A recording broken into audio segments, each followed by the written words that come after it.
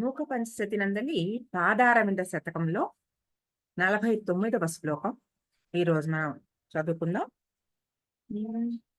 భవాంభోధౌ నౌకాం జడిమ విపినే పావక శిఖాం ప్రణమ్రేంద్రాదీనాం అధిముకుటముత్తం సకలికాం జగత్తాపే జ్యోత్స్నామకృత కవచః పంజరపుటే సుఖస్త్రీం కామాక్ష్యా మనసి కలయే పాదయుగళే. అమ్మవారి పాదధ్యానాన్ని నా మనసులో అమ్మవారి పాదాలని నేను ధ్యానిస్తున్నాను అని ఇందులో భావన చేస్తున్నాననే భావం కూడా ఇచ్చారు. ఇందులో చాలా రకాలుగా ఇందులో భావన ఇస్తారు. ఇవన్నీ ఈ భవాంబోధి తర్వాత జడిమ తిమిరాణం అవన్నీ కూడా భవాంబోధౌ ఇలాంటివన్నీ ఆ ఆర్యా శతకంలో కూడా ఇచ్చారు. భవాబ్ధి ఇందులో కూడా 44వ శ్లోకం నుంచి ఈ భవాబ్ధి అనేది భవాంబోధి అనేది ఇవన్నీ ఈ మాటలు ఇస్తూనే ఉన్నారు. మనకి అది చదవంగానే ఆ పదం తెలియంగానే మనకి సంసార సాగరం దుఃఖహేతువు అనేది మనకి తెలుస్తోంది. అది మాట మాటికి ఆ మాటనే ఇస్తున్నారు. గుర్తు పెట్టుకో, ఇది భవాంబోధి, ఇది భవసాగరం ఇది బాగా మనసులోకి ఎక్కించుకో. ఇది సాగరం, ఇది ఈదాలంటే నీకు ఏదో ఒక గట్టి ఒక పట్టు కావాలి, ఒక దారి తెన్ను కావాలి, నీకు ఒక చుక్కాని కావాలి, ఒక నౌక కావాలి. అటువంటి దానిలో నువ్వు ప్రయాణం చేయాలి. అందుకు కావాల్సిన ఆ దైవ సహాయం నువ్వు ఎలా తీసుకుంటావు అదే మాట మాటికి చెప్తున్నారు మనకి. అందులో ప్రతి పదార్థం తెలుసుకోవడానికి భవ అంబోధౌ సంసార సముద్రమునందు నౌకాం నావ అయిన జడిమ విపినే జాడ్యమను విపినం అంటే అడవి, జాడ్యమను అడవి ఎందు పావక శిఖాం అగ్ని జ్వాల అయిన, పావక అంటే అగ్ని, శిఖ అంటే జ్వాల, అగ్ని జ్వాల అయిన ప్రణమ్రా అంటే నమస్కరించుచున్న ఇంద్రాదీనాం ఇంద్రాది దేవతల యొక్క అధిముకుటం కిరీటములందు ఉత్తంస కలికాం శిరోభూషణ కలిక అయిన, కలిక అంటే విచ్చుకుంటున్న అరవిరిసిన పువ్వు అంటే మొగ్గ నుంచి అలా చక్కగా పువ్వుగా విచ్చుకుంటున్న ఆ స్థితి అన్నమాట. ఉత్తంస కలికాం జగత్ తాపే జగము యొక్క తాపమునందు జ్యోత్స్నాం వెన్నెల అయిన అకృత కవచ పంజరపుటే. అకృత కవచ అంటే మనుషులు చెయ్యని, మనుషుల చేత చెయ్యబడని, అంటే ఏవి వేదములు, ఆ వేదవాక్కుల యొక్క పంజరమునందు పుటే అంటే లోపల, ఇన్సైడ్ అని అర్థం అనమాట. పంజర పుటే ఆ పంజరము లోపల సుఖ స్త్రీం, స్త్రీం అంటే ఆడ, సుఖ అంటే చిలుక, ఆడు చిలుక అయిన కామాక్షియా కామాక్షిదేవి యొక్క పాదయుగళేం పాదముల జంటను మనస్సునందు కలయే ధ్యానించదను భావించుచున్నాను. ఈ రెండు కూడా మనం అర్థం చేసుకున్నాం. ఇప్పుడు భవాంబోధౌ నౌకాం, భవాంబోధి అంటే సంసార సముద్రంలో ఆటుపోట్లు ఉంటాయి, అలలు పైకి పైకి తీసుకెళ్తూ ఉంటాయి, కింద పడేస్తూ ఉంటాయి, సుడిగుండాలు ఉంటాయి. ఎక్కడ ఏముంటుందో తెలియదు, ఎప్పుడు ఏ తిమింగలం వచ్చి మింగేస్తుందో తెలియదు. ఏ ఏ రకమైన జంతుజాలాలు ఎలా మనల్ని సముద్రంలో మింగేస్తాయో అలాగే జీవితంలో కూడా ఒక సాధారణ ఒక జీవికి రకరకాల అనుభవాలు ఉంటాయి. వాళ్ళ ఆ ఆ జీవన శైలిని బట్టి వాళ్ళకి ఉండే కొన్ని రకాల ఈ ఆటుపోట్లు అనేవి తప్పవు. ఈ అలల్లో ఒక్కొక్కసారి పైకి వెళ్ళినప్పుడు సంతోషంగా ఉంటుంది, కింద పడిపోయినప్పుడు మునిగిపోతున్నాం అని బాధగా ఉంటుంది. ఒకే స్థిరంగా ఒకలాగానే జీవితం నడవాలి అంటే ఎందులో వెళ్ళాలి? సముద్రంలో మనం అలా వెళ్ళగలగాలి అంటే మనకు కావాల్సింది ఏంటి? ఒక నావ. ఒక షిప్ లో మనం ఎక్కితే ఆ షిప్పు దానికి డైరెక్షన్ తెలుసు. ఆ డైరెక్షన్ లో ఆ షిప్ మనల్ని తీసుకెళ్ళిపోతుంది. మనం ఒక టికెట్ కొనుక్కొని అందులో ఎక్కేస్తే ఆ షిప్ లో మనం చిన్నప్పుడు కథలు చదువుకునేవాళ్ళం. 'సింబాదు' సముద్ర యానం. సముద్ర మజిలీలు చేస్తూ ఉంటాడు. ఒక్కొక్కసారి ఆ నీళ్ళల్లో కొట్టుకుపోతూ ఉంటాడు. ఎక్కడికో వెళ్తాడు. ఏ ఒడ్డుకో చేరతాడు. అటువంటివి జీవితానికి మనం అన్వయించుకుంటే ఏమీ తెలియకుండా చేసే ఒక ప్రయాణంలో ఏమీ అర్థం కాకుండా ఎటో కొట్టుకుపోతూ ఉండడం. ఎవరు ఏది చెప్తారో అది చూస్తూ ప్రపంచంలో జీవితం అంతా మనమేం లౌకికమైన ప్రపంచమే అదే సత్యం అనుకుని, అందులోనే అందులో చూస్తూ అందరూ ఏమేమి చేస్తున్నారో అదే నిజం అనుకుని, అందులోనే చాలా మటుకు మనం సగం జీవితం అనుకరణలోనే నడిచిపోతూ ఉంటుంది. ఏదో వాళ్ళ పెట్టారు మన పిల్లలు గూడా కట్టాలి. వాళ్ళవేవో కొనుక్కున్నారు మనం గూడా కొనుక్కోవాలి. వాళ్ళలాగానే మనం గూడా ఉండాలి. అంటే కొన్ని రోల్ మోడల్స్ కొన్ని పెట్టుకుంటాం. ఈ రోల్ మోడల్స్ ఒక్కొక్క రకంగా మనకి జీవితంలో ఉండవలసిందే. కానీ అవి పూర్తిగా లౌకిక ప్రపంచానికే అంకితమైపోయి, దానికి మాత్రమే నడుస్తూ ఉంటే జీవితంలో ఏ ఎత్తులు మనం ఎక్ ఎక్ ఎక్కలేము.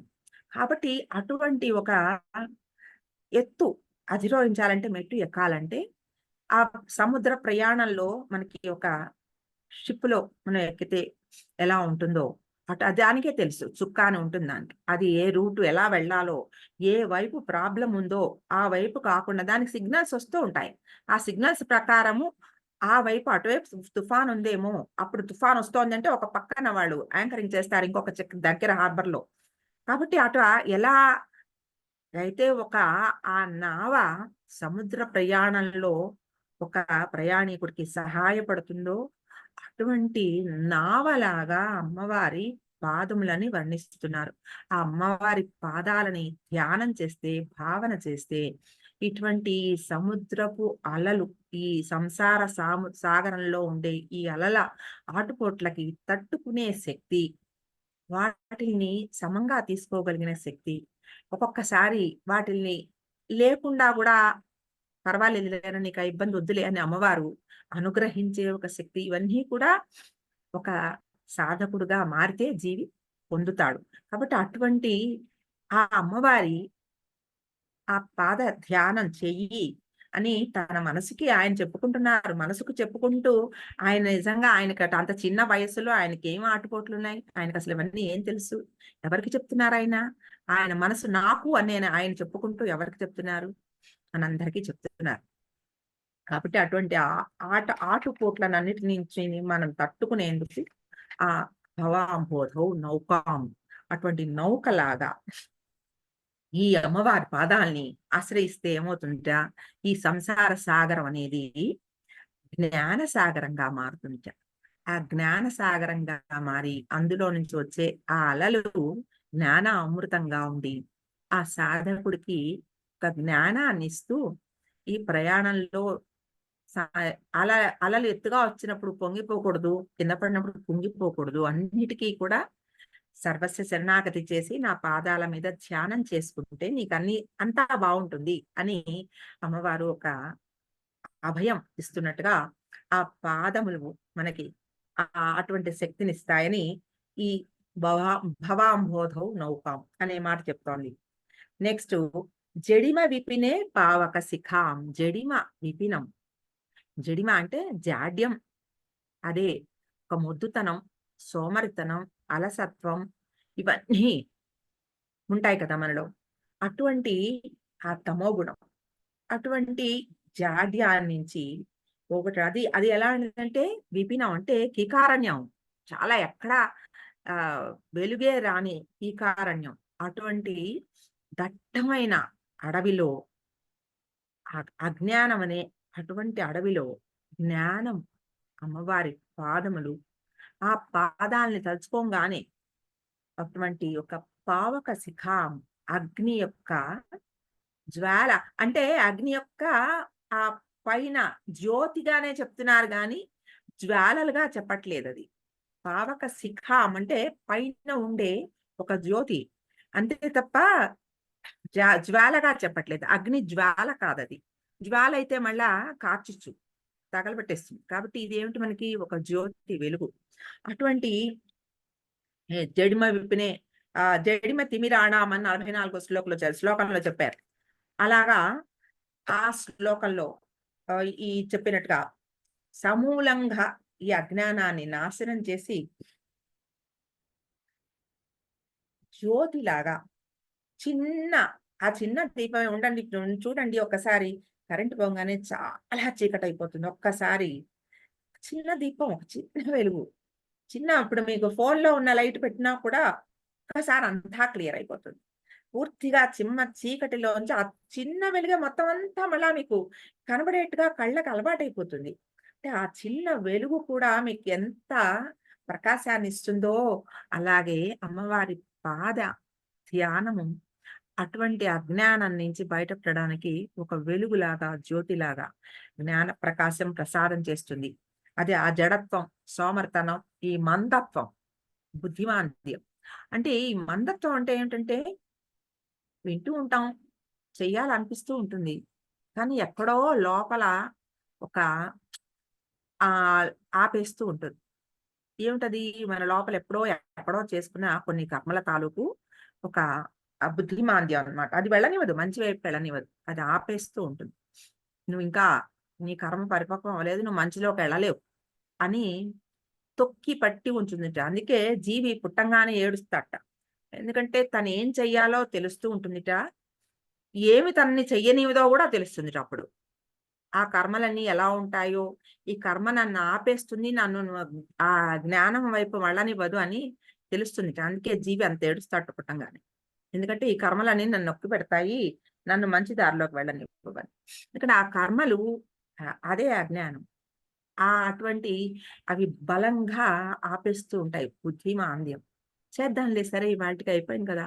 రేపు చేద్దాంలే. ఇప్పుడు ఇంత మనం చేస్తున్నా కూడా సాధన అనుకుని ఏదో మనం ఒక ప్రయత్నంలో కొన్ని నేర్చుకుంటూ ముందుకెళ్తున్నా, మధ్యలో మీరెప్పుడైనా గమనించుకోండి, ఒక రోజో, 2 రోజులో, 3 రోజులో మీకు కొంచెం మధ్యలో బ్రేకొచ్చిందనుకోండి, ఆ బ్రేకు మళ్ళా మీరు కంటిన్యూ చేసుకోవడానికి మళ్ళా టైం పడుతుంది.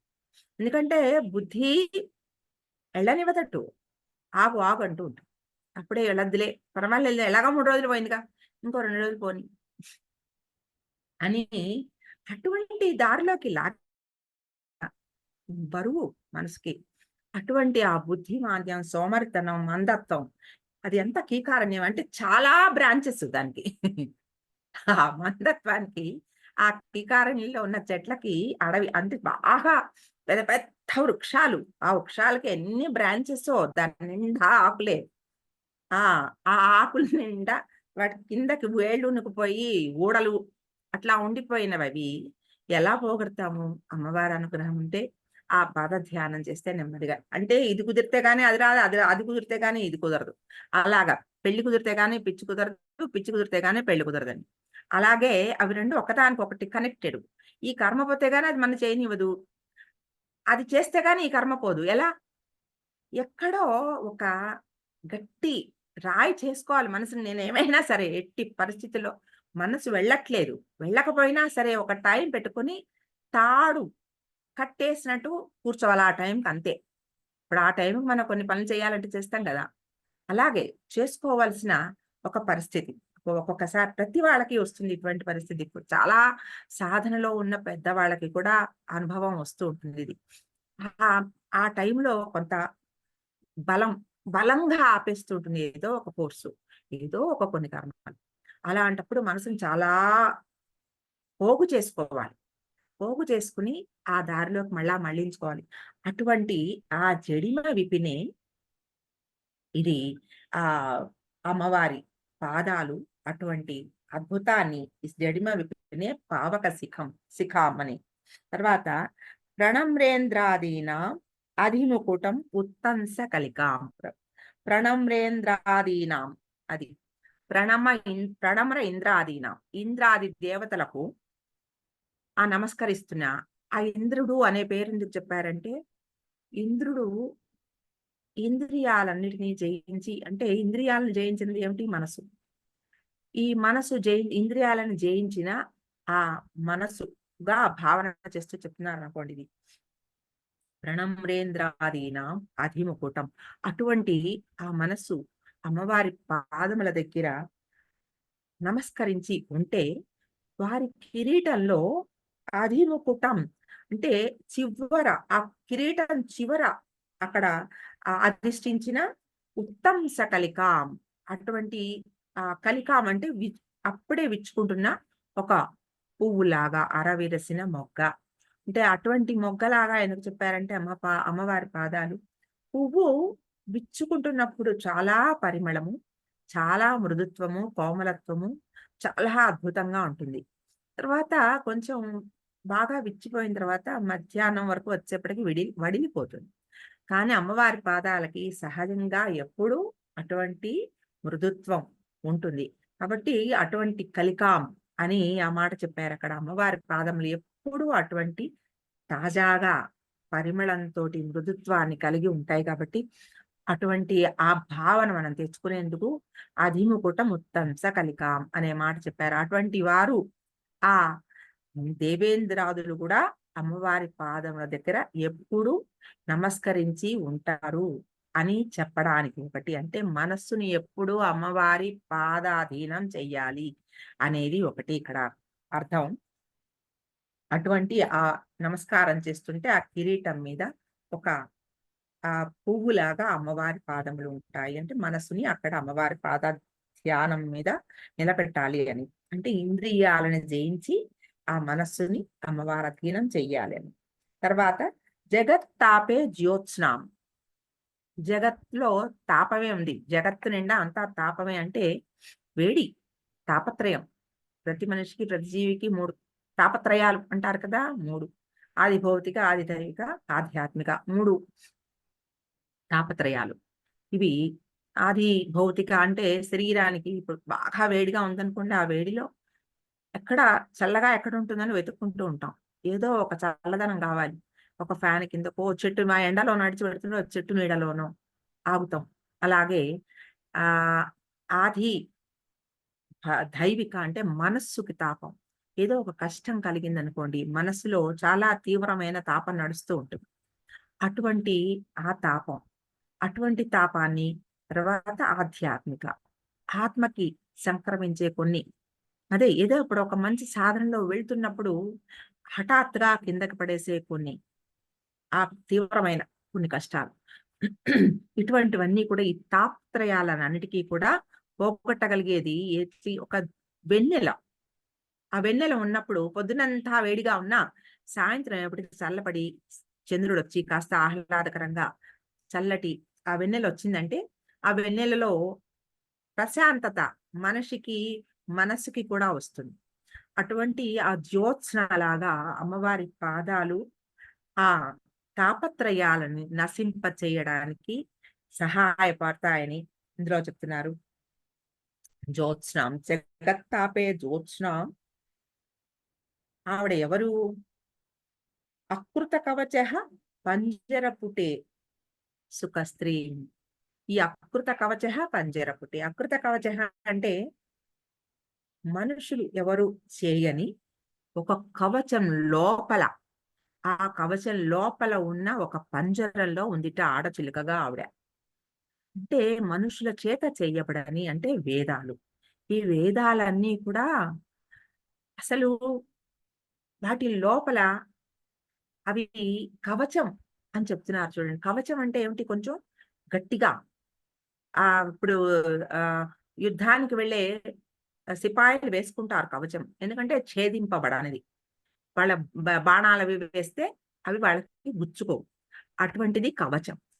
ఇటువంటి కవచం లోపల ఒక పంజరం, ఆ పంజరం లోపల ఆవిడ ఉంది అని చెప్తున్నానంటే, సాధారణంగా మామూలు మనసుతో తెలుసుకోలేని ఎన్నో రహస్యాలన్నీ వేదంలో ఉన్నాయి.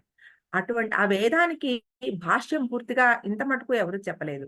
ఇంకా ఇంకా చెప్తూనే ఉన్నారు. అటువంటి అద్భుతమైన ఆ వేదవాక్కుల యొక్క కవచం లోపల ఒక పంజరం లాంటి అంటే వేద హృదయం.